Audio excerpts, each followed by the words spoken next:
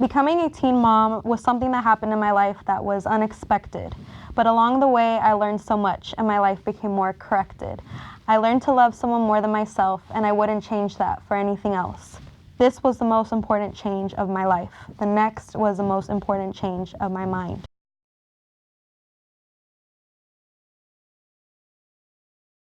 People said my life and dreams had ended, but the only thing about my dreams were that they changed and much time was spent. Thinking back about this world my daughter would grow to see, and thinking about who I wanted to be. Because around me I see hate, and I think, would God have wanted me to keep that trait? No, I think not. I think He would have wanted me to try and be righteous and show my little girl, so all her days she spread that kindness like a virus, and my path became more clear. Identified as white, I've never had to deal with the struggles of minorities, but that did not mean I didn't see them. I'm ashamed, because the truth looks strange. To me, it ain't about being black or white. At least that's what I believed. But when I flip on the news, I see no changes. All I see are racist faces. Misplaced hate makes disgrace to races. People walk around with their eyes on their phone, avoiding any contact with humankind, acting like they're all alone. No, you're not. Please realize with me now. Everyone has stories. You let in what you allow. So take the time to smile at the people who cross your way, because we need more love in this world of hate. I remember what Tupac said before he left us. He started when he was 20 and left at 25. He was a true legend, had everyone surprised and shocked with his words, because he spoke the truth and woke the youth. He said, "And when it rains, it pours. They got money for wars but can't feed the poor. It ain't a secret, don't conceal the fact. The penitentiaries are packed and they're filled with brown and blacks. There is more war in their streets than war in the Middle East. Ever heard of the roads that grew from concrete? No, it doesn't matter where you started, it matters where you go.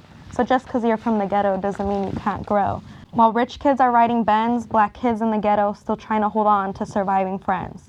Some have nothing left to sell, so they see sex as a way of leaving hell.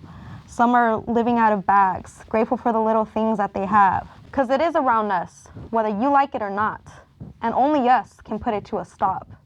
Only us can put it to a stop. Some fled to drugs, crack got them crazy. Who they once were is now hazy. They might as well be rats now, because that's how the world treats them. Freeways with a 5-star view of their tiny towns, ain't it a pity? Soon to be swept up by the local city. Speaking about homeless people, did you know that they ain't all crackheads? From my own eyes, I've seen families lay out their beds there too. Oh, you didn't have a clue?